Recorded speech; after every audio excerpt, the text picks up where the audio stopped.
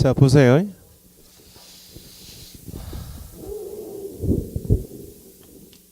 임대차 부분 좀 아시는 것 같은데 들어보면 또 다르죠. 권리 내용만 정확하게 하시고, 요 내용은 다음 주에 월요일날 공간정보 끝나고 둘째 주부터 요약 정리할 때 요 부분 다시 할 거예요. 복습 겸에 먼저 한 번 더 다지고 나갈 거예요.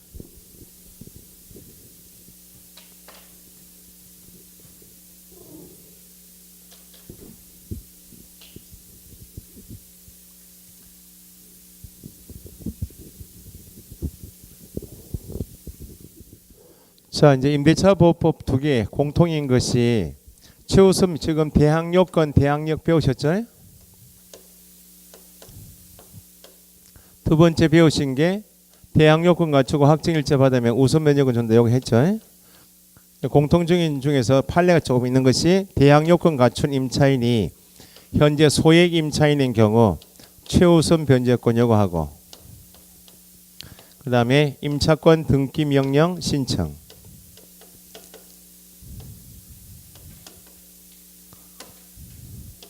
그럼 지문이 잘 섞여 나오는 게 간단한 내용인데, 법정 갱신, 묵시적 갱신 여기까지 설명드리면 되고, 요건 주택과 상가 공통사항이고, 그 다음에 상가 건물 임대차 보호법은 최근에 보증 금액이 정액돼서 그거 꼭 나중에 암기하셔야 돼요. 프린트물 내드리는 이유가요. 계약 갱신 요구권이라고 있어요. 상가 건물에는 임차인에게 계약 갱신 요구하여 2018년도 작년 10월 이후에 개정법에 따르면 종전에 5년 보장되었다가 10년 보장되는, 그게 중요해요. 그 다음에 상가 임차인이 임대차 계약을 하고 사용수익 하다 나가겠죠? 나갈 때 권리금을 보장해 주죠. 권리금 회수기회 보호.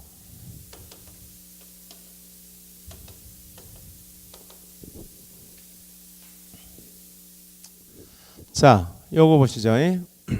일단 주택임대차 보호법하고 상가 건물 임대차 보호법은 임차인 보호 취지에서 같은 제도인데, 차이점 있는 것이, 국민에게 주거 생활이 중요합니까? 경제 생활이 중요해요. 주거 생활이 중요하니까 이걸 81년도부터 시행하고, 이게 20년 후에 2001년도부터 만든 거예요, 이게. 그러면 주거 생활이 중요한 주택임대차 보호법은 상가 건물로 다른 것이, 두 가지 다 임차인으로서 임대차 보호법에서 보호되려면 무조건 대항요건을 갖춰야 되겠죠? 대항요건을 갖춘 임차인의 보호 범위가 주택이면 지역별 보증금 제한이 있겠나 없겠나요? 주택임대차 보호법에서 보호됩니다 할 때 서울에서 얼마 이하 이런 제한이 있겠나요? 없어. 최우선 변제권만 있지. 적용 대상이다, 보호 대상 할 때는 보증금 제한이 없어요. 보증금 제한 없이 대항요건만 갖추면 보증금이 10억이어도 보호된다. 어디에서는? 주택임대차 보호법은 전체 임차인을 보호하기 위한 법이 주택임대차 보호법이. 주거생활이 안정되었죠? 경제생활 보장 목적인데 여기는 지역별 보증금 제한이 있어요. 프린트물 보시면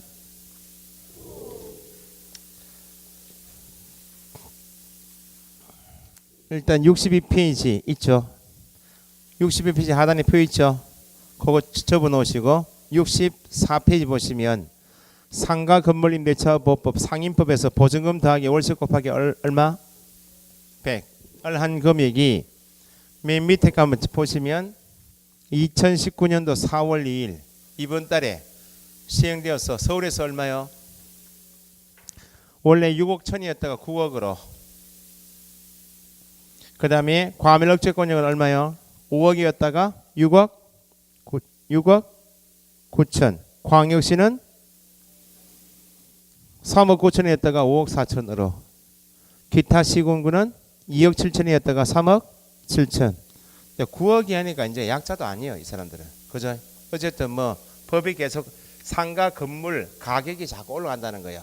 그래서 임차인의 보호 범위가 지금처럼 상가 건물 임대차 보호법은 보증금 더하기 월세 곱하기 얼마요?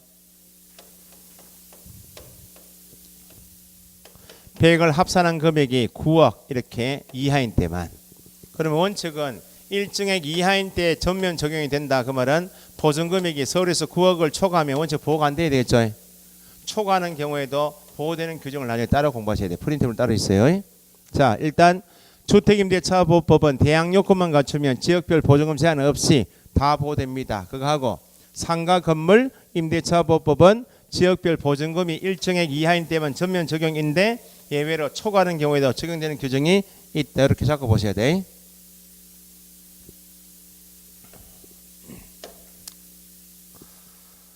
서울시 주택에서 대항 요건을 갖췄다면 주택임대차보호법은 다 적용되죠. 전체 임차인이 다 보호되죠. 앞에 62페이지입니까?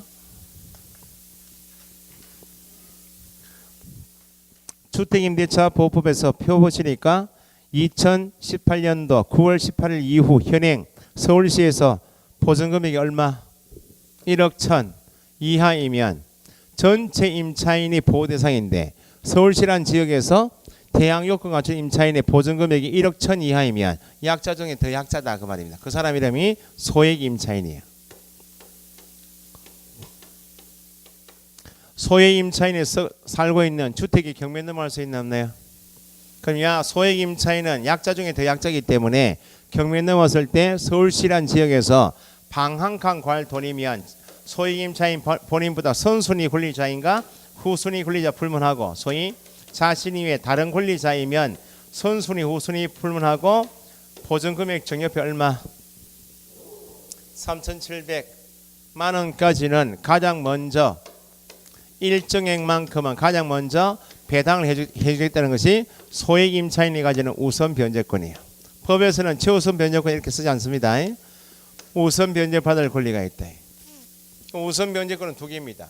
확정일자 받은 경우에 우선 변제권, 소액 임차인의 우선 변제권. 내용은 다르겠죠? 확정일자 받은 임차인의 우선 변제권은 누구보다? 확정일자 받은 사람은 자기보다 후순위 권리자 보다만 먼저 받지 선순위 권리자 이익을 침해하는 경우가 없고, 확정일자 받은 계약사인의 보증금이 2억이면 얼마? 보증금 전액에 대하여 우선 변제권이 있죠. 근데 소액 임차인의 우선 변제권은 누구보다 더 후순위뿐만 아니고 선순위 권리자보다 더 소액 임차인의 보증금 서울시에서 1억 천이면 보증금 전액이 아니고 일정액에 대하여 우선 변제 받을 수 있죠. 그 우선 변제 받을 권리가 있다 나오면 앞에 확정일자 받은 나오면 후순위보다 먼저 받는 그냥 우선 변제권, 소액 임차인으로서 우선 변제권 나오면 최우선 변제권, 그렇게 구분해요. 자, 그럼 일단 보세요. 확정일자 받은 사람은 선순위 권리자 이익을 침해하는 경우가 없죠. 소액 임차인의 우선 변제권, 소위 최우선 변제권은 선순위 권리자보다도 일정액을 먼저 받아가죠. 그럼 선순위 권리자 이익을 침해하는 권리가 최우선 변제권입니다. 요건이 다른 것이 대항 요건을 갖추는 것은 똑같아요.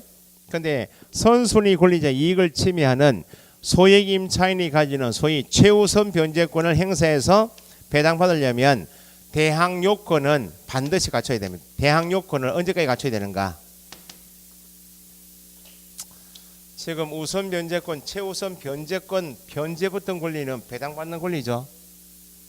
배당 절차가 있는 것은 매매에서 배당이 있어요.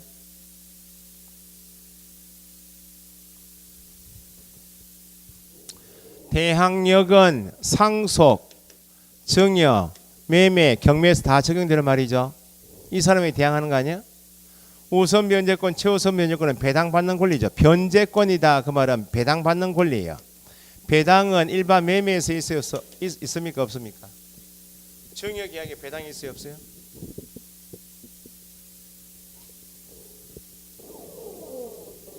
최근 시험에 이렇게 나왔다는 겁니다. 주택이 매매 계약이 주택에 대하여 매매 계약이 있는 경우 확정일자 받은 임차인은 우선 변제권 행사할 수 있다. 증여 계약에 매매에 배당이라고 있어요? 배당은 경매에서 있다니까요. 우선 변제권이라고 민법에서 그렇게 배우셔도 이게 어디서 어떻게 행사하는지 잘 모르고 공부하신 거 아니에요 지금까지. 그잖아요. 더 냉정하게 가면 우선 변제권이 왜 있는지도 몰라. 그냥 민법에서 우선 변제권 하니 우선 변제권 알죠. 우선 변제권은 배당받는 권리야. 상속이나 매매나 정의는 없다고. 경매에서 행사하는 권리야. 경매에서 여기는 후순위 권리자보다도 여기는 선순위 후순위 불문하고, 그러면 대항 요건은 다 갖춰야 되죠. 그래서 대항 요건을 갖춘 시점을 선순위 권리자보다도 일정을 먼저 받게 되는 소액 임차인의 최우선 변제권 행사할 때는 반드시 경매 신청이 있으면, 법원이 경매 신청이 타당하면 경매하자고 개시 결정하고, 등기소에다가 촉탁해서 하는 등기가 경매 개시 결정 등기, 같은 말 경매 신청 등기, 경매 기입 등기 이렇게 이야기해요. 자, 그러면 대항 요건을 갖추는 것이 공통인데 선순위 권리자보다도 먼저 일정인을 받아가는 최우선 변제권 행사할 때는 반드시 대항 요건을 언제까지 갖춰라? 경매 개시 결정 등기 전에, 경매 신청 등기 전에, 경매 기입 등기 전에 반드시 뭘 갖춰라? 대항 요건을 갖춰야 어떤 권리 행사한다고요? 최우선 변제권. 그러면 거꾸로 선순위 권리자 이익을 침해하지 않은 확증일자 받은 임차인의 우선 변제권은 경매 개시 결정 등기 후에 대항 요건을 갖추고 확증일자 받아도 어쨌든 이 사람은 자기보다 후순위 권리자보다 먼저 받지 선순위 권리자 이익을 침해하는 경우가 없으니까 이건 언제든지 갖춰도 된다는 겁니다. 선순위 권리자 이익을 침해하는 어떤 권리 행사할 때만, 최우선 변제권 행사할 때만 대항 요건을 언제까지 갖춰라? 경매 개시 결정, 경매 신청, 경매 기입 등기 전에 갖춰야 된다. 기출문제 풀어보시면 경매 기입 등기 후 대항 요건을 갖춘 소액 임차인은 경매 절차에서 최우선 변제권이 있다 없다? 없다는 겁니다. 경매 기입 등기 후 대항 요건은 최우선 변제권 없어요. 수업 분위기 왜 안 믿는 분위기지? 자, 그럼 보세요. 지금 서울시에서 대항 요건 갖추고 임대차 계약한 임차인의 보증금이 1억 천이죠. 1억 천이면 현행법에 따르면 소액 임차인 맞죠? 살고 있는 주택이 경매에 넘어갔어요. 넘어가면 1억 천 이하에 이어서 현행법상 소액 임차인이면 경매 절차에서 선순위 후순위 권리자보다 항상 3,700이 보호될 것인가? 소액 임차인으로서 임대차 계약했죠? 한 경우 경매 절차에서 선순위 후순위 권리자, 줄이면 다른 권리자보다 항상 일정이 보호된다.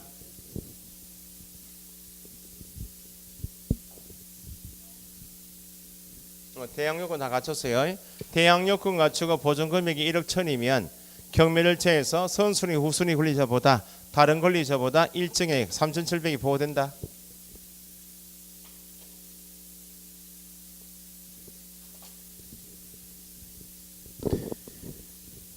거기 지금 62페이지는 표가 한 개밖에 없죠. 밑에 하단에 현행법밖에 없죠. 이겁니다. 결론은 아파트가 방이 3칸인데 이 아파트를 담보로 해서 대출 받으러 가요. 그 은행에서 건주당 설정하고 대출해 주겠죠. 1억 원을 지금 대출해 준다. 지금 1억 원 대출 금액을 확정할 때 뭐까지 다 평가하는가? 아파트가 아니라 방이 몇 칸이에요? 3칸이죠. 내가 담보 잡고 후에 나보다 후에 소액 임차인이 나올 수 있다. 소액 임차인이 나오면 경매 넘어가면 나보다 일정액을 먼저 받아갈 거 아니에요? 그럼 내가 담보 잡을 당시, 담보 설정 당시에 임대차 보법을 봐야 안 봐요? 임대차 보법을 보고 내가 담보 잡을 당시 후에 얼마 이하 나오면 얼마 받겠다라고 판단해야죠. 그럼 내가 담보 잡은 시점이 지금 2018년도 9월 며칠이요? 밑에 9월 18일 2018년도 9월 18일 이후 담보 잡는 경우하고 2018년도 9월 18일 전 현행법 시행 전 담보 잡는 경우하고 보세요. 그러면 2018년도 9월 18일 이후 아파트 담보에서 저당 설정하죠.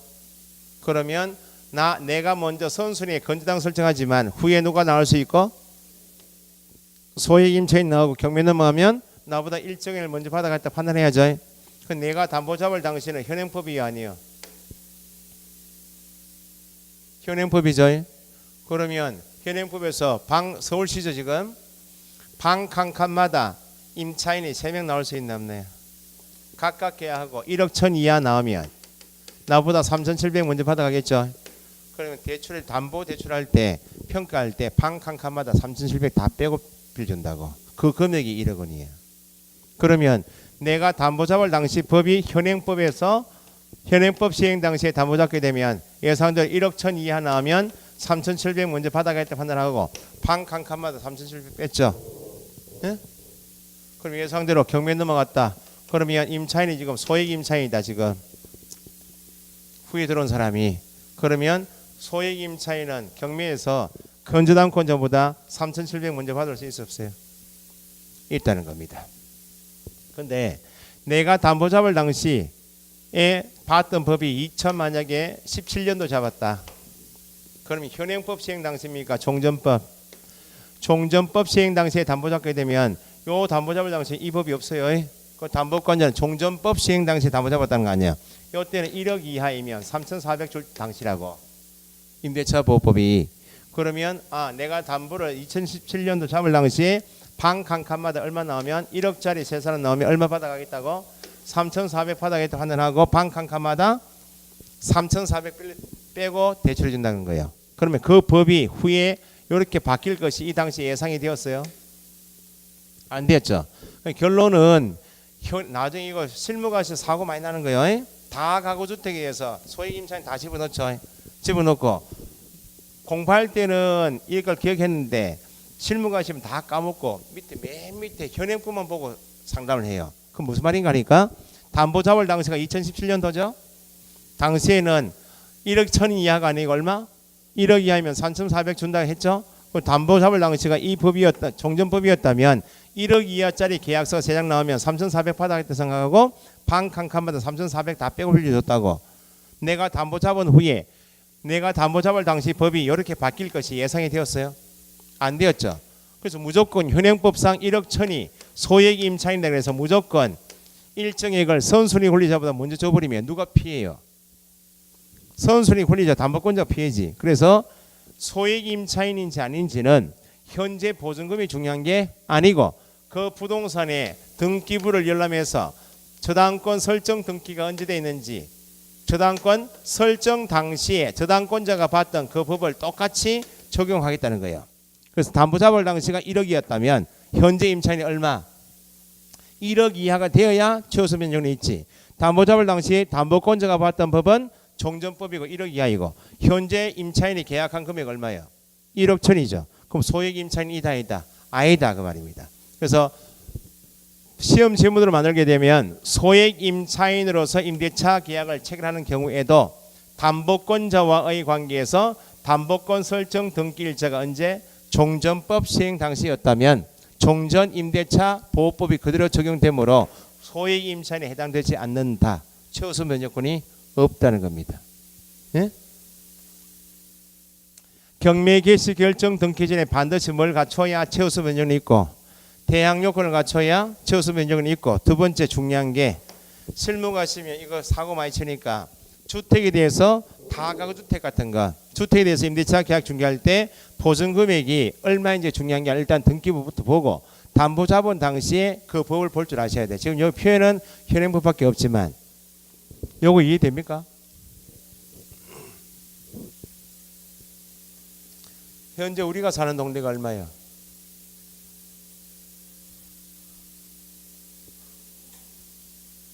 우리가 사는 동네가 광역시요. 광역시면 얼마? 6천만 원 이하이면 2천만 원 주죠. 그 나중에 부동산 하시는데 임차인이 6천만 원짜리 집 구해달라고 올 거 아니야? 그러면 등기부도 안 보고 6천만 원 상담할 때 다 까먹고 이제 시험 공부 다 까먹고 현행법을 봐. 6천만 원이죠. 그 현재 임차인의 보증금도 6천만 원 아니야? 상담을 이렇게 해요. 딱 6천만 원에서 다행입니다. 무조건 2천만 원 보호되면 이렇게 상담한다는 거야. 그 임차인은 2천만 원 최우수 면적금 받는다라고 믿고 들어간 거 아니야? 경매 넘어갔어요. 보니까 등기가 2014년도에 돼 있어 옛날에. 그럼 6천만 원이 아니면 현재 보증금 6천만 원이고 담보는 2014년도에서 옛날 법이면 요 법에 따라서 판단해야지 현행법이 다 적용되는 게 아니다 그 말입니다. 최우수 면적권 행사하지 못하는 경우가 있다 없다? 있다고. 그러면 방 한 칸마다 다 배상 청구 들어오는 거 아니야. 그래서 한 5년 동안 벌어놓은 거 싹 다 날리는 게 이것 때문에 그래요. 나중에 실무 가실 때 저한테 전화 오는 이유가 이것 때문에 전화 와요. 최우선 변제권 있습니까 없습니까? 다 까먹고 현재 6천만 원인데 선생님 최우선 변제권 있죠? 이렇게 물어봐요.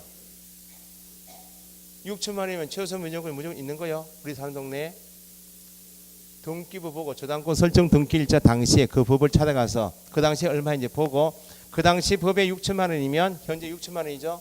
최우선 변제권이 있다 하는데 종전의 법이 5천만 원이다. 지금 현재 보증금 얼마? 6천만 원이면 최우선 변제권이 있어요 없어요? 없다는 겁니다. 그래서 거기 최우선 변제권은 옆에 페이지 보세요. 63페이지 보시면 2번 체크하시고 경매개시결정 등기 전 있나요? 경매개시결정 등기 전에 뭘 갖추어라? 확정일자나 대항요건을 반드시 갖춰야 뭘 행사한다고? 최우선 변경이 되고 체크하시고 지금 말씀드린 것이 4번이요. 4번 체크하시고 소액 임차인으로서 임대차 계약을 체결했다. 밑줄 하시고 서울시 1억 1천 적어보세요. 소액 임차인으로서 임대차 계약을 체결했다. 서울시에서 1억 1천이면 현행법에 따르면 소액 임차인 맞죠? 무조건 최우선 변경은 있어요 없어요? 없어. 담보권자와의 관계에서 임대차 보호법의 종전 규정에 의할 경우 담보가 옛날 잡혔다 그 말입니다. 그러면 소액 임차인에 해당되지 않을 수 있다 없다? 있다. 최우선 변제권은 없다 그 말입니다. 됐어요?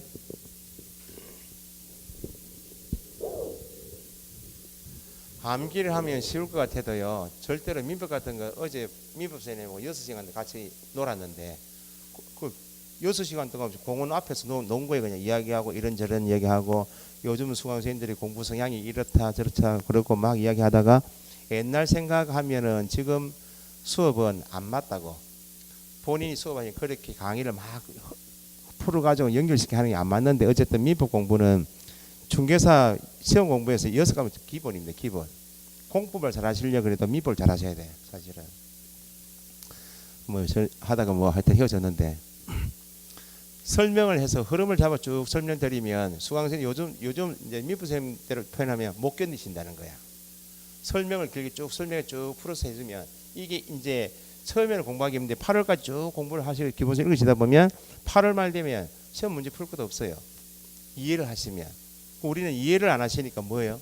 암기해버리시잖아요. 최우선 변제권 행사하려면 요건 갖춰야 되더라. 요거 암기. 뭐 안 된다 그러는데 그건 이해는 잘 못하겠고 표는 암기하고 하신다고. 이 문제 지문 나오면 못 푼다는 겁니다. 지금 설명드린 내용은 다 기출문제 나왔던 부분만 하는 거예요. 지금. 민법책은 2차 하시는 분들은 민법책 보실 필요가 없는데 어쨌든 시간이 아직 많아요. 8월까지는 문제풀이 가든 요약진 가시든 이해 안 되시는 부분은 체크하셨다가 3, 4월 강의 있죠. 기본 강의 계속 들으셔야 돼. 민법이 70분 나오면 무조건 합격이죠. 1차는 합격이 물론이고 2차 중개사법 2과목하고 등기법은 쉬워요. 합격한다 하신다고. 민법이 고통스럽잖아요. 지금 공부하시는 내용이.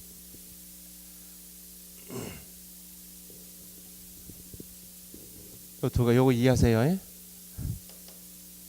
자, 그 다음에 밑에 임차권 등기 있나요? 임차권 등기 있고 맨 밑에 63페이지 맨 밑에 양가로 3번 계약의 갱신에서 묵시적 갱신 있나요? 그거 체크해 보시고 넘겨보시면 65페이지에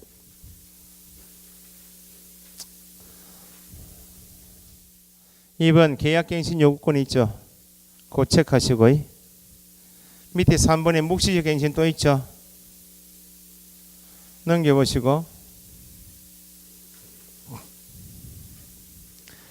66페이지에 하단 박스 밑에 6번 대통령령이 정하는 보증금액을 뭐 하는요. 초과했던 거라면 원칙은 9억 이하인 때 전면 다 적용되는데 초과하는 경우에도 보호되는 규정이 있다 그랬죠.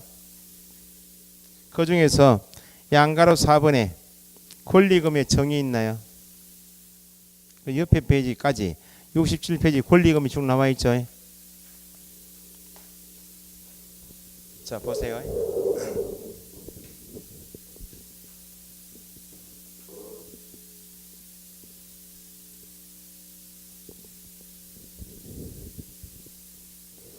임차권 등기 명령도 시험에 종종 나오고, 묵시적 갱신은 과로치역이 기간 같은 나오고, 묵시적 갱신은 지문에 잘 섞여 나오는 편입니다. 임차권 등기 명령 신청 제도입니다. 자, 보세요. 제도를 보세요. 임차인이 임차권을 가지고 타인 소유 부동산 사용 수익하고 있죠. 임대차가 종료가 되었습니다. 임대차가 종료가 되면 임차인이 계속 살고 싶으면 임대인하고 재계약하면 되죠. 그런데 이사는 이사 간다고 지금. 그러면 동시행하면 되죠. 종료되면 지는 목적물 임대인에게 인도 넘기고 보증금 반환받으면 되죠.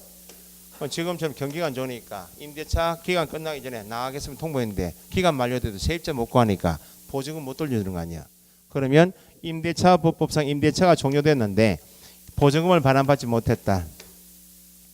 보증금 반환받지 못한 임차인이 할 수 있는 경우가 임대차 보호법상 임차인은 보증금 반환받을 수 있는 권리까지가 임차권이죠. 보증금 반환받을 때까지 임대차 관계는 존속한다. 임대차 관계는 존속하니까 임차권을 주장해서 받을 때까지 계속 사용 수익할 수 있나 없나요? 있죠. 월세 내야 안 내요? 내야 됩니다. 계속 살든지 아니면 임대인의 관계가 별로 안 좋아. 보증금 안 내줘요. 그러면 내용 증명 일단 띄워놓고 법대로 해라 해버리면 임대인이 지금 집 가격도 다운돼가지고 기분도 별로 안 좋고 보증금도 안 준다 그러니까 임차인이 지금 할 수 있는 게 보증금 반환 청구 소송을 걸어요. 소송 걸면 임대인의 임차인에게 얼마 지급하라 판결 나오겠죠.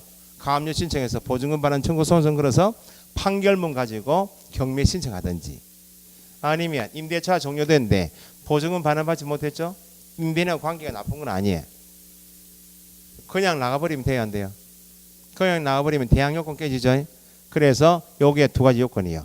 임차권 등기 명령을 신청할 수 있는 요건은 반드시 임대차가 뭐가 돼야 되고 종료가 돼야 되고 보증금 반환받지 못한 임차인이 원칙은 임차권 등기하려면 임대인의 협력이 필요하죠. 지금 등기하려고 하는 이유가 지가 보증금을 내주지 않아서 등기하고 나갈 목적이죠. 그때 임차인은 단독으로 주택이나 상가 건물 소재지 법원 가서 신청해요. 내 임차권 사정이 이렇습니다. 임대차가 종료됐는데 보증금 반환받지 못했다. 이사는 가야 되고 돈을 못 내주니까 내가 주장하는 임대차가 종료됐는지 보증금 반환받지 못했는지 확인했다면 내가 가지고 있는 임차권을 등기하라고 등기소에다가 명령을 좀 해달라고 신청하는 게 임차권 등기 명령 신청이에요. 그 임차인으로부터 명령 신청받은 법원이 확인해 보겠죠. 확인해서 이유 없다 기각 결정할 수도 있겠네. 임차인의 등기 명령 신청 내용을 기각했다고. 기각하면 임차인은 요건을 증명을 해서 항고할 수 있다 없다? 당연히 다시 이의를 제기해야죠. 임대인한테만 자료 받고 아직 임대차가 종료되지 않았습니다라고 알고 법원이 기각 결정할 수 있다고. 그 임차인은 임대차 계약서 다시 증명해가지고 기간이 만료되었습니다. 보증 받은 사실이 없습니다. 항고할 수 있다는 겁니다. 보통은 요 요건을 갖췄기 때문에 신청하겠죠. 지문에 간혹 임차권 등기 명령 신청에 대하여 법원의 기각 결정에 대하여 항고할 수 있다 없다? 있대. 그러면 이유가 있으면 신청한 내용들을 등기소에다가 명령을 해요. 임차권 등기 명령 신청받고 내가 임차권 등기 명령 신청할 수 있는 요건을 내가 확인했으니까 등기부 을구에다가 임차권을 등기하라고 명령하면 등기관은 법원의 명령을 받아서 집행하겠죠. 임차권 등기가 경료돼요. 원칙은 등기는 제3자에게 대항하게 한 요건이다. 당연히 대항력은 줘야 되겠죠. 그런데 임차권 등기 명령 신청해서 등기를 한 사람은 등기한 목적이 이사할 목적 아니야? 그럼 이사가는 이 사람은 돈이 많다? 약자 아니야? 그러면 대항력만 줘버리고 다른 권리 안 줘버리면 후에 등기하고 이사간 다음에 이 주택이나 상가 건물이 경매에 넘어갈 수 있나 없나요? 있죠. 그러면 대항력만 준다 그 말은 경매에서 소유권을 취득한 낙찰자에게 딴 데 지금 이사 가세요 안 가세요? 갔죠. 내가 그 집에 그 주택에 그 상가 건물에 뭐가 있다고 보증금 반환받을 권리가 있습니다 라고 제3자에게 주장만 하지 배당받을 권리가 없잖아요. 여기는. 그러면 임차인이 계속 밖에 살면서 권리 있다 이야기만 하지 배당 못 받아버리면 약자가 보호 안 되니까 임차권 등기 명령 신청 제도를 두면서 임차권 등기가 경료되면 후일 경매 넘어갈 수 있죠. 그럼 대항력도 줘야 되지만 배당 받고 나올 수도 해줘야죠. 그래서 우선 변제권을 주게 되었다고. 임차권 등기 명령 신청에 따라 임차권 등기가 경료되면 동시에 두 가지 권리 취득합니다. 뭐까지요? 우선 변제권까지.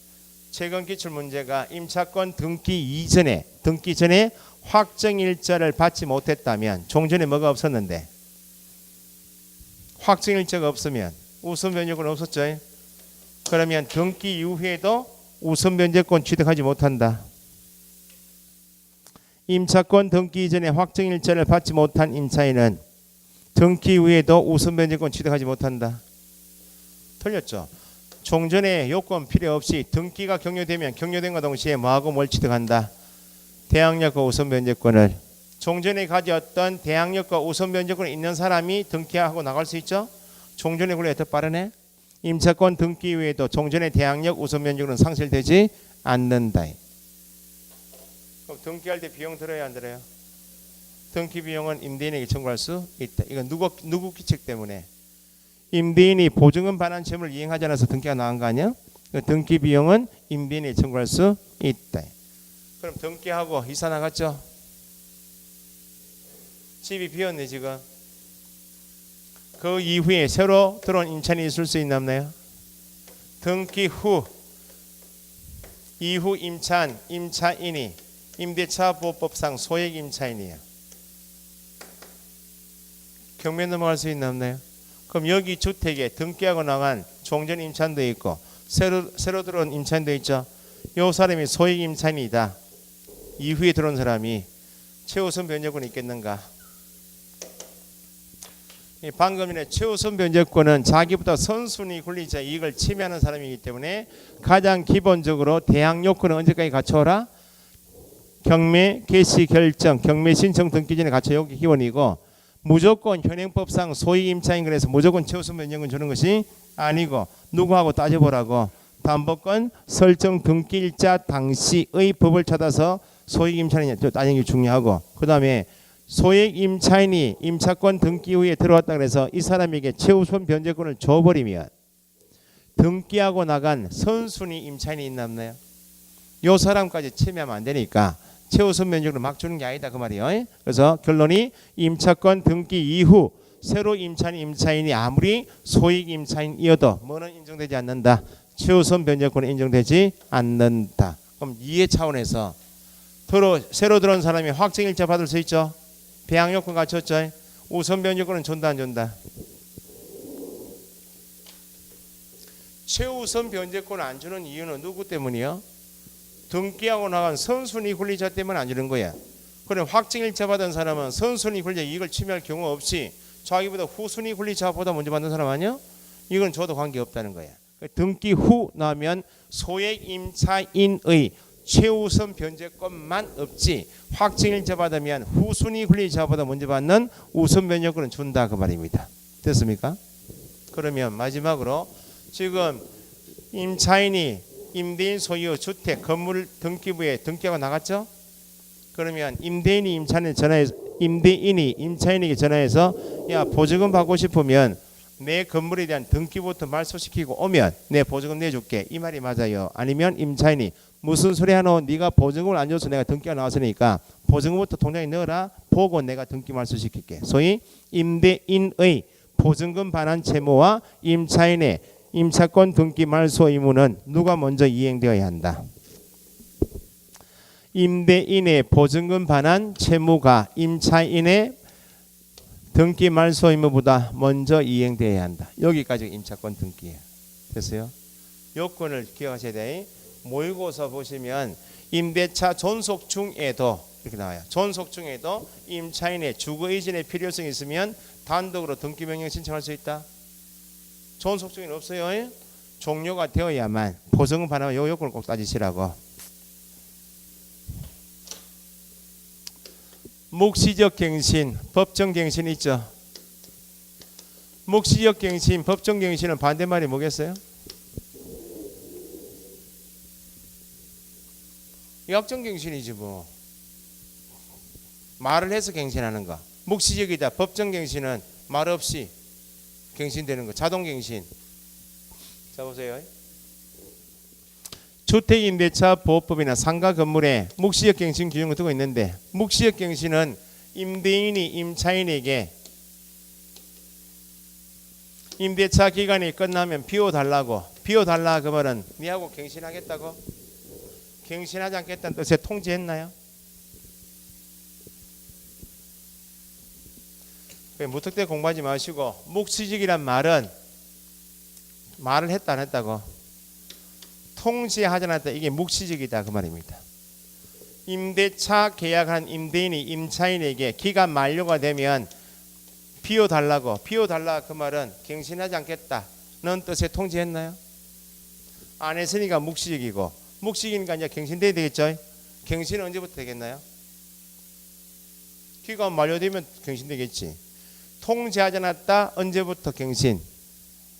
만료된데 이걸 돌린다니까요. 통지하지 않았다 나오는데 뒤에 언제부터 이걸 임대인이 그 사실을 안 때로부터 갱신된다? 갱신된다는 말은 기간이 만료된 때, 그때 전임대차와 동일한 조건. 주택은 존속기간 몇 년? 2년. 상가 건물은 1년. 임차인도 임대인에게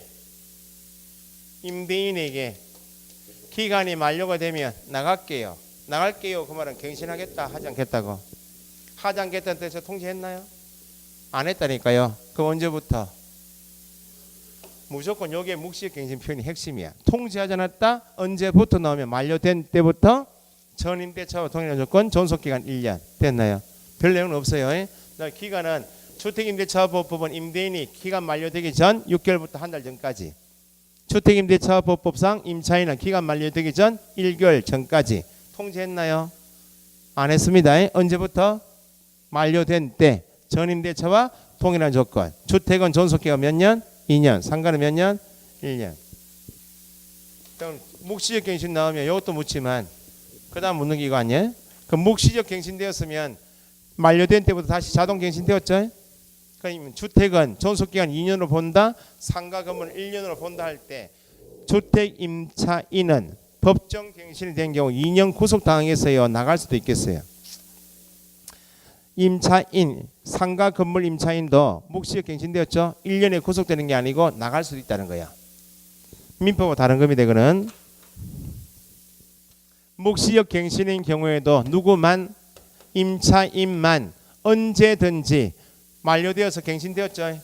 어제 만료되어서 오늘부터 갱신되었다고. 그럼 오늘 바로 임대인에게 나갈 테니까 보조금 돌려달라 할 수 있다 없다? 해지 통지할 수 있다. 누구한테만? 임차인에게만 허용돼요. 나중에 민법에서 배우시면 임대차 계약 기간을 정하지 않고 임대차 계약한 것은 언제까지 기간이 없잖아요. 임대인은 임차인에게 해지 통과할 수도 있어요. 민법은 임차인 보호 취지인 주택임대차보호법, 상가 건물 임대차보호법에는 묵시적 갱신, 법정 갱신이 된 경우에 누구한테만? 임차인에게만 해지 통지할 수 있는 권리를 주겠다고. 그럼 해지 통지했다 그 말은 나갈 테니까 보조금 돌려달라 그 말 아니야? 민법은 1개월인데 임차인이 임대인에게 해지 통고하면 임대인은 보조금 빨리 내줘라 1개월인데, 임대차보호법은 IMF부터 한번 바뀌었다고. 98년도에 법이 개정됐다고. 나갈 테니까 보조금 돌려달라 그 말 아니야? IMF부터 돈 구하기가 쉬워요 어려워요? 임대차보호법만 해지 통지 받았죠? 3개월이 경과하면 효력이 발생한다. 효력이 발생한다 그 말은 통지 받으면 3개월 이내에 보증금 마련해서 돌려줘라 그 말입니다. 그러니까 이것 때문에 많이 싸우잖아요. 해지 통지했다 했죠? 임대인이 알았습니다 할 거 아니야? 나가겠다는 거 알겠으니까 보증금 마련해 돌려주겠다 했죠. 그런데 임차인이 이렇게 알아들을 수 있잖아요. 기간 만료가 한 달 내에 한 달 후에 나가겠다 이렇게 할 수 있잖아요. 그래 임대인이 알았다 요 말 듣고 한 달 후에 보증금 다 돌려줄 걸 믿고 딴 데 가서 계약할 수도 있다고. 알았습니다 그 말은 한 달 내에 주겠다 말 아닙니다. 임대인은 몇 달치 3개월치 월세 받아 물 권리가 있어요. 정확하게 명시해야 돼요. 제가 한 달 후에 나갈 테니까 한 달 후에 날짜 명시해 가지고 5월 20일까지 보증금 돌려줄 수 있습니까? 돌려줄게. 그때까지 녹음 떠나야 돼요. 그렇게 합의했잖아요. 그러면 지가 받을 수 있는 이걸 지가 포기하겠다는 뜻이야. 그럼 무조건 내용 증명 띄우든지 날짜도 명시하지 않고 언제 나가겠습니다라면 임대인이 알겠다 하면 3개월 내가 포기하겠다 그런 뜻 아닙니다. 임대인은 무조건 통지받게 되면 몇 개월치는 석 달 내에는 내가 마련할 기간이 내한테 있으니까 석 달치 월세는 받아물 수 있다 없다 있어. 이것 때문에 많이 싸운다고. 나중에 내용 정리를 띄울 때나 임차인이 묵시갱신대 할 때는 날짜를 명시해요. 언제까지 줄 수 있냐고 전화해보고 그러면 언제 네 나갈 때 꼭 돌려줄게 이렇게 되면 내용 띄우라고 해. 근데 임대인은 보통 이걸 알기 때문에 3개월까지 월세 받아 먹어요. 자, 임차인만 임대인에게만 한다고요? 해지 통지할 수 있고 해지 통지어디건 통지받은 날로부터 몇 개월? 3개월이 경과하면 효력이 발생한다. 그 말은 3개월 이내 보증금 마련해 줘라 그 말입니다. 예외로 주택 임대차 계약인 경우 통지하지 않으면 묵시역 갱신이 이루어지는데 갱신 이루어지면 임차인은 2년 살 수 있게 되었죠? 아니면 언제 나갈 수 있죠? 그런데 통지하지 않아서 갱신되는 기간 보니까 현재 보니까 2기 차임을 연체하고 있네. 주택 임차인이 2달치 월세가 밀려 있다고. 그래 묵시역 갱신 인정 안 됩니다. 2기 차임을 연체한 경우 묵시역 갱신이 인정되지 않는다. 그 말은 통지 안 했죠? 2달치 월세 밀리면 갱신이 안 되니까 비우고 나가야 됩니다. 됐어요? 요게 이제 공통이에요. 지금 주택과 상가 건물에서 물론 최단기 존속 보장 주택은 기간에 정함이 없다. 2년 미만이면 2년을 본다. 1년 미만 1년 미만이면 1년 그건 나중에 하시면 되고 주된 내용 여기요. 상가 건물은 요거 이외에 이제 계약갱신 요구권하고 권리금 회수 기회 보호가 있는데 교재는 내용이 얼마 없으니까 한번 읽어보세요. 읽어보시면 되겠죠. 읽어보시다가 이해가 안 되시는 부분만 체크해 놓으시라고. 체크해 놓으시고 바로 5월 달에 바로 이 부분 다시 할 거니까요. 지금 간단히 보실 게 뭐냐면 페이지가 65페이지.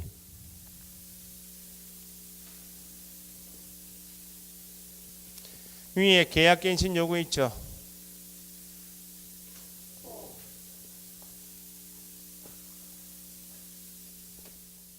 상가 임차인에게만 허용되는 권리입니다. 주택임대차 보호법상 임차인에게는 보증금하고 월세만 주고 살면 되죠. 상가 건물은 보증금 월세 위에 뭐가 들어갑니까? 사업하려면 시설비도 들어가겠죠. 광고비 들어가겠죠. 그런 게 권리금이에요.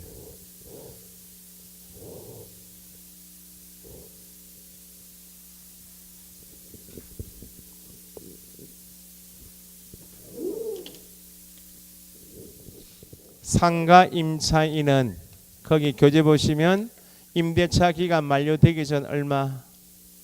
6월부터 한 달 전까지 기간이 만료가 되면 갱신은 무조건 만료된 때부터 갱신되는 거예요.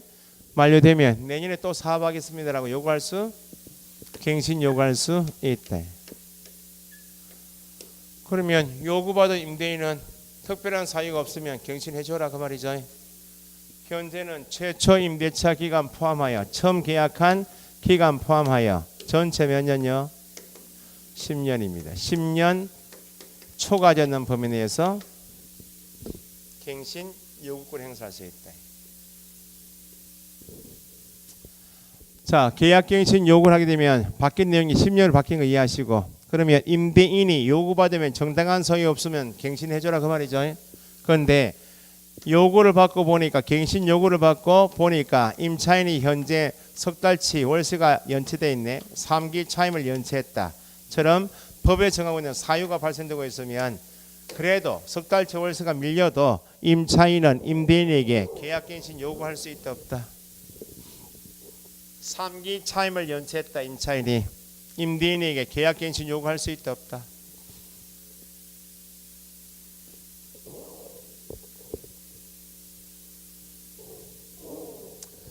이전에 또 기출문제 이렇게 나왔거든요. 오늘 배우신 확정일체 받은 사람은 우선 면제권이 있어요 없어요? 있죠. 우선 변경을 행사한다 그 말은 임대차 계약서 들고 법원에 가서 내가 임대차 보호법상 확정일자 받은 사람이니까 우선 변제해달라고 계약서 들고 가서 요구한다는 거야. 그러면 확정일자 받은 임대차 계약서를 분실한 경우 우선 변제권은 소멸된다.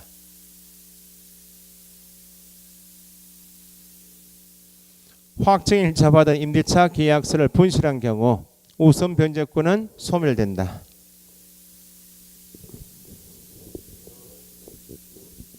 계약서를 분실해서 법원에 가서 배당 요구하려면 계약서를 간다 그랬죠. 분실하게 되면 우선 변제권 행사하기가 곤란해졌잖아요. 지금 권리 자체가 소멸되는 것이 아니다. 답은. 그럼 동사무소에 나한테 확정일자 찍을 때 확정일자 찍은 당시 날짜하고 다 적혀 있어요? 안 적혀 있어요? 부분을 증명해서 확정일자를 증명하면 우선 변제를 행사한다는 거야. 자, 그럼 이거 지금 3기 차임 연체라고 지금 기억 있죠? 3번에 3기 차임을 연체했다고 10달치가 밀려서 만약에 월세가 그래도 임대인 찾아가서 내년에 사발수를 해달라고 요구할 수 있어 없어요? 그러니까 3기 차임부터 밑에 거절 사유다 그 말은 임대인이 요구받고 거절할 수 있는 사유지 임차인의 임차권 계약갱신 요구권 자체가 소멸되는 것이 아니다 그 말입니다. 석 달치 이상 밀려도 요구할 수 있다 없다? 우스갯소리로 입에 오바락 앉힌 다음에야 오바락 알죠? 이름표 할 때 드르륵 박잖아요. 입을 열 수 있으면 요구를 한다는 거예요. 요구받은 임대인이 알겠다 경기 어려운데 열심히 해봐라 봐줄 수도 있고 안에 빼달라 할 수 있다 그 말입니다. 그러면 거기 계약갱신 요구에 대한 거절 사유에 걸리면 3번 뒤 임차인은 갱신을 요구할 수 있게 돼 있네. 거절 사유에 해당돼도 요구할 수 있다 없다? 있다는 겁니다. 그럼 이 계약갱신 요구에 대한 거절 사유를 암기하실 이유가 계약갱신 거절 사유에 해당되면 이게 보호가 안 돼요. 권리금 회수 기회가 보호가 안 돼. 여기 같이 가야 돼요. 석 달치 월세가 밀렸죠. 요구할 수는 있지만 거절할 수 있죠. 권리금 주장할 거 아니요. 지가 좀 이따 보시면 임차인 데려가지고 신규 임차인하고 권리금 계약하고 요거 받고 나갈 거 아니에요. 인정이 안 된다는 겁니다. 계약갱신 요구권을 꼭 암기하셔야 돼. 상기 차임이 제일 잘 나옵니다. 그 다음에 잘 나오는 게 네 번째 임대인의 동의 없이 민법표 없이 무단으로 그 말이죠. 전부뿐만 아니고 뭐라도 일부라도 무단 전대하면 거절할 수 있죠. 그럼 그것들은 권리금 회수 계획 보완돼요. 이전에 시업 가보시면 임대인이 목적 건물 임대차한 상가 건물의 전부 또는 대부분을 뭐하거나 철거하거나 재건축하려면 현재 임차인이 쓰고 있는 건물을 비워달라 해야 될 거 아니요. 점유 회복이 필요하다 그러면 돌려받을 때 무조건 옛날에 거절할 수 있다 했다고. 다른 사유 없이. 그 임차인은 관계가 안 좋으면 뻑하면 야 리모델링 재건축해야 되니까 비워달라 하니까 임차인이 힘 못 쓰고 비워줄 수밖에 없더라고. 그래서 이제 구체적으로 임차인 보호 취지에서 아무리 전부 대부분 철거 재건축 명목이어도 무조건 거절할 수 있는 게 아니고 밑에 A, B, C 세 가지 있죠. 철거 재건축 명목이고 세 개 중에 한 개를 갖춰야 그때 거절할 수 있다는 겁니다. 임대차 계약 당시에 철거 재건축 공사는 언제부터 할 것이다. 소요 기간 얼마 걸릴 것이다 라고 임차인에게 구체적으로 뭐요? 고지 설명해주고 임차인이 그럼에도 불구하고 그 계획에 따른다. 알겠습니다. 그때 비워드리겠습니다 하면 그때 거절할 수 있다는 겁니다. 두 번째 건물이 노후훼손 일부 멸실 등으로 뭐가 안전사고 우려돼. 건물이 너무 오래됐다. 사거리에서 입지는 좋아도 건물이 건축물 대형물에 30년 넘었어요. 태풍 불가하니까 막 벽돌이 막 무너져 내립니다. 안전사고 우려돼야 한대요. 그때는 거절한다는 겁니다. 세 번째 다른 법에 따라서 대표적으로 정비법이겠죠. 정비법에 따라서 철거 재건축이 이루어지면 그때는 비워줘야 돼. 상가 건물 임차할 때 임차인 입장이면 입지가 워낙 좋다 해도 건물이 너무 낡아 있으면 이런 거절 사유에 걸릴 수 있다네요. 있다는 겁니다. 그래서 임차인의 계약갱신 요구에 대한 거절 사유는 꼭 하시고 밑에 묵시역갱신은 방금 했으니까 읽어보시고 넘겨보세요. 그러면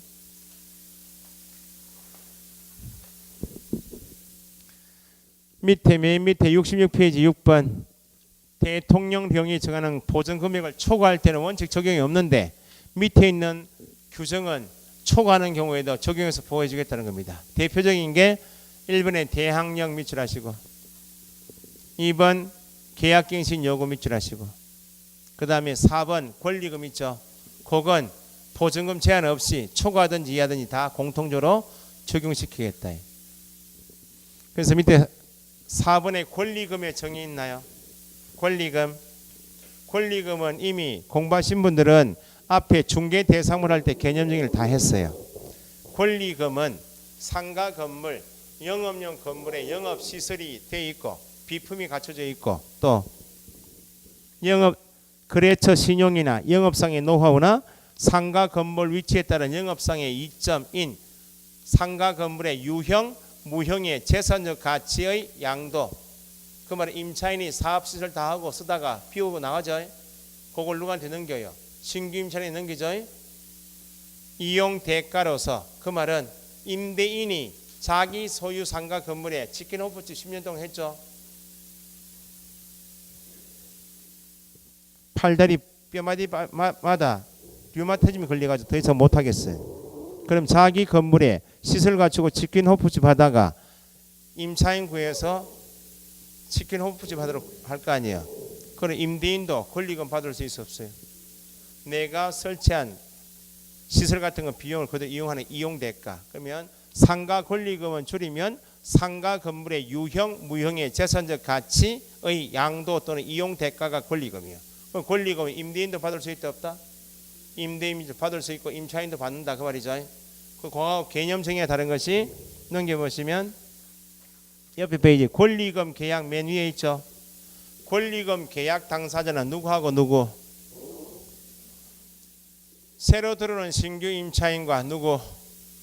현재 임차인 간 권리금을 지급하는 계약이 권리금 계약이에요.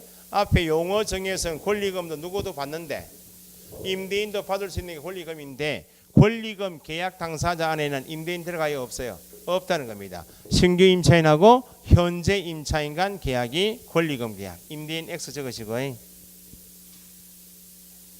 그래서 2번이 핵심이에요. 괄호 5번. 권리금 회수 기회 보호 있나요? 여기 기간이 바뀐 게 임대인은 임대차 기간 끝나기 몇 개월? 3개월 전부터였다가 6개월 바뀐 거예요. 괄호 체계 문제 나가니까 체크하시고. 임대차 종료 시까지 다음에 해당하는 행위를 함으로써 누가요? 앞에 임대인이 다음에 해당하는 행위를 함으로써 권리금 계약 밑줄하시고 권리금 계약 누구하고 누구 간 계약? 신규 임차인과 임차인 간 계약에 따라 임차인이 주선한 임차인이 데리고 온 신규 임차인이 데리는 자로부터 권리금 지급받는 것을 방해해서는 안 된다. 누구는? 임대인은. 다만 동그라미 다만 방금 전에 말씀드린 것처럼 임차인의 계약갱신 요구에 대한 임대인의 갱신 거절 사유가 있으면 3기 차임부터 있었죠. 동의 없이 전대에 걸려 있으면 방해행위에 해당하지 않는다. 권리금 받고 나오고 싶으면 법에 정하고 있는 거절 사유에 해당되면 안 된다 그 말입니다. 월세 많이 밀리면 안 된다 그 말이고 동의 없이 막 전대하면 안 된다 그 말이에요. 그걸 꼭 체크하시고 뭐 어떤 행위를 하면 방해행위인가 읽어보시면 대충 다 이해됩니다. 기억만 읽어봅시다. 임차인이 데리고 온 주선한 신규 임차인이 데리는 자에게 권리금을 요구하거나 누가? 임대인이 신규 임차인은 누구한테 권리금 주고 나가야 돼요? 현재 임차인이 주고 나가야지 임대인 지가 요구하면 안 된다 그 말입니다. 뿐만 아니라 임차인이 주선한 신규 임차인이 데리는 자로부터 권리금을 지가 받았다고 현재 임차인이 받고 나가야지 임대인이 요구하거나 지가 받으면 방행이니까 하지 마라 그 말이죠. 읽어보시면 되고 네 번째 보니까 그 밖에 정당한 사유 없이 임대인이 정당한 사유 없이 임차인이 주선한 신규 임차인이 되려는 자와 임대차 계약 체결을 거절하는 행위. 갑 소유 상가 건물에 갑하고 임대차 계약하고 사업했죠. 야가 이제 임대차가 끝나서 이제 권리금 받고 나오고 싶다고 그러면 임차인 지가 주선한 신규 임차인 있죠. 이렇게 두 사람 권리금 계약했죠. 현재 임차인하고 임차인이 지가 데리고 온 신규 임차인하고 권리금 계약했죠. 3천만 원 권리금 계약했으면 이렇게 임대인이 임차인이 데리고 온 신규 임차인하고 임대차 계약을 체결해 주면 둘이 권리금 계약에 따라서 받고 나가겠다는 거야. 그럼 어떻게 해요? 지금 정당한 사유 없이 누가 주선한 임차인이 주선한 신규 임차인이 데리는 자하고 누가 임대인이 임대차 계약 체결을 거절하면 방행이니까 하지 마라 그 말입니다. 그러면 그거하고 바로 동그라미 2번에 다음에 해당하는 경우에는 임대인에게 밑줄 정당한 사유가 있는 것으로 본다. 정당한 사유 없이 계약 체결을 거절하지 마라 그 말이죠. 그럼 정당한 사유가 있으면 거절해도 된다 그 말입니다. 기억해 보세요. 이것도 대충 이해되시. 임차인이 주선한 신규 임차인이 되리는 자가 보증금 또는 차임을 지급할 자리가 없다. 누구한테 보증금 줄? 임대인에게 보증금 줄 돈이 없고 월세 줄 돈이 없으면 임대인이 피해 볼 거 아니야? 그때는 거절이 된다 그 말입니다. 누구한테 정당한 사유가 있어요. 임대인에게 정당한 사유가 있으면 거절할 수 있다는 거예요. 밑에 D급 보시면 임대인이 밑줄 임대인이 임대차 목적물인 상가 건물을 얼마? 1년 6개월 이상 영리 목적으로 사용하지 아니한 경우. 그 말은 뭐예요? 네가 기간 만료돼서 나가면 임대인이 임차인이 뭐라고 이야기해요? 네가 임대차 기간까지 나가면 얼마 이상? 1년 6개월 이상 영리 목적으로 쓰지 않겠다. TV 드라마 보니까 이게 한번 나왔더만요. 임대인이 횡포하는 거 아니야? 횡포 부리는 거 아니야? 임대차 기간 끝나면 교회에다 빌리고 교회 비영리죠. 그렇게 해버리면 임차인은 보호가 돼야 안 돼요. 지금 그런 취지는 보증금을 낼 만한 월세가 낼 만한 새로운 놈 데리고 올 때 제대로 된 놈 데리고 오면 내가 임대차 계획 해줄 테니까 권리금 받고 나가라는 거야. 그런데 데리고는 신규 임차인이 보증금 줄 자리가 없다 월세 줄 자리가 없으면 나도 거절하겠다는 거죠. 그래서 지금 기간이 있는 게 잘 나오니까 임대인이 목적물을 1년 6개월 이상 영리 목적으로 사용하지 않겠다 하면 신규 임차인하고 임대차 계약 체결을 거절할 수 있다 없다? 있다. 그 다음에 밑에 이번에 추가된 것이 3번 권리금 적용 제외 있죠.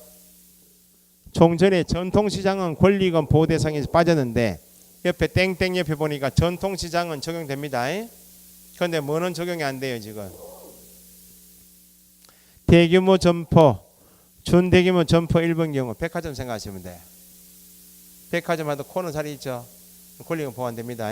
그 다음에 2번 국유 재산 또는 공유 재산인 경우 대표적으로 우체국 건물이 있죠. 우체국 건물이 2층에 비어 있으면 영리 목적으로 세를 놓기도 한다고. 학원 건물이 많이 들어가요.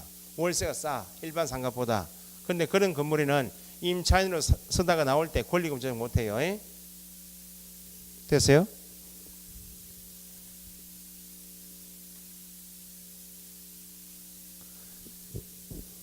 위에 밑줄 쳐져 있는 2번 동그라미 3번 4번도 시험에 다 나왔습니다. 다 나왔고 4번은 민법 시험에도 나왔어요. 임차인이 임대인에게 배상 청구할 권리가 있다는 말은 권리금을 정당한 사유 없이 지급받지 못하도록 방해하면 누구한테 손해가 발생돼요? 임차인에게 손해 발생되면 임대인에게 배상 청구할 수 있겠죠? 배상 청구할 권리는 언제부터 몇 년? 임대차가 종료한 날부터 몇 년? 3년 이내. 행사전이면 소멸된다. 그 정도가 중요합니다. 그 정도. 맨 밑에 표준 권리금에도 권리금 밑줄 되어 있죠. 누구는 되어 있어요. 국장 밑줄 되어 있고 넘겨보시고 다시 권리금 평가 기준 곳이 있나요? 권리금 밑줄 되어 있죠. 거기도 누구는 국장은 그가 구분하실 게 9번 표준 계약서 작성 등 있죠. 그때는 누구는 법무부 장관은 되어 있죠. 다릅니다. 자 보세요. 시험에 한번 나왔습니다. 상가 건물에 대하여 권리금 표준 계약서 권리금 평가 기준이다 말은 상가 건물에 대한 평가가 권리금 아니야? 그럼 상가 건물은 부동산이네.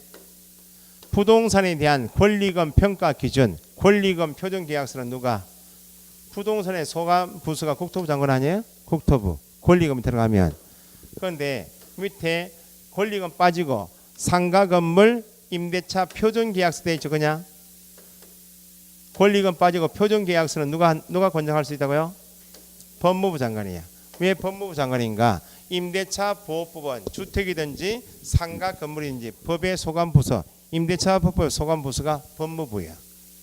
권리금 평가 기준, 권리금 표준계약서 할 때는 권리금은 상가 건물인 부동산에 대한 평가니까 국토부 장관이 나야 되고, 권리금이 빠지고 표준 임대차 계약서 나오면 임대차 보호법 소관부서가 어디라고요? 법무부네. 그걸 구분해서 시험 나와요. 됐죠? 밑에 4번은 차임 연체와 해지는 몇 기 차임 연체하면 3기 나왔죠? 최근에 추가된 겁니다. 그럼 보세요. 결론이 요거하고 쉬었다 하죠. 방금 전에 계약갱신 요구할 수 있다 없다? 임차인은 기간 만료되기 전 얼마부터? 6개월부터 한 달 전까지 기간 만료되면 내년에 또 사업하겠습니다. 요구할 수 있죠? 요구한 현재 3기 연체이면 거절할 수 있어 없어요? 요구한 현재 3기 연체이면 기간 만료되면 비워달라고 거절할 수 있다는 거야. 지금 3기는 임차인이 계약갱신 요구할 수 있는 기간 만료되기 전 6개월, 1개월 훨씬 전부터 이미 석 달 저월세가 밀려있죠. 그러면 이 기간 요구할 기간 기다릴 필요 없이 먼저 해지할 수도 있고, 요구받아서 현재 3기 연체이면 거절할 수도 있고. 아시겠죠? 3기의 그러니까 뒷부분은 단순하게 뭐 종료된 날 3년 이건 나중에 암기사항이니까 오늘 공부하실 때 대항력, 우선 변제권, 최우선 변제권, 임차권 등기 요거는 꼭 공부를 하시라고. 4개는 나머지는 5, 6달 넘기셔도 돼. 이게 민법 책에 보시면 대항력, 우선 변제권, 최우선 변제권, 임차권 등 여기에 판례가 다 몰려 있어요. 그러니까 판례 공부 따라서 한다 생각하지 마시고 권리 내용을 정확하게, 대항력은 제3자 관계에서 권리 주장하는 것이지 법원에 배당 요구하는 권리가 아니다. 알고 보시고, 우선 변제권, 최우선 변제권은 제3자 관계에서 권리 주장하는 게 아니고 법원에서 배당 요구해서 배당받고 정리하는 권리다. 이렇게 알고 보시라고. 임차권 등기 명령은 막 신청하는 게 아니고 요건이 임대차가 반드시 종료가 되어서 보증은 반환받지 못한 때에만 단독으로 명령 신청할 수 있고, 묵시적 갱신이라는 말은 임대인도 통지 안 하고 임차인도 통지하지 않아서 언제부터 갱신된다고, 만료된 때 갱신, 그런 거 알고 보시면 훨씬 쉬워요. 숫자 같은 데 너무 신경 쓰지 마시고, 쉬었다가 맨 뒤에 매수인청 대리인 등록 있죠? 페이지를 보시면 70페이지 있죠? 그거 정리하고 마칩시다. 쉬었다 하죠.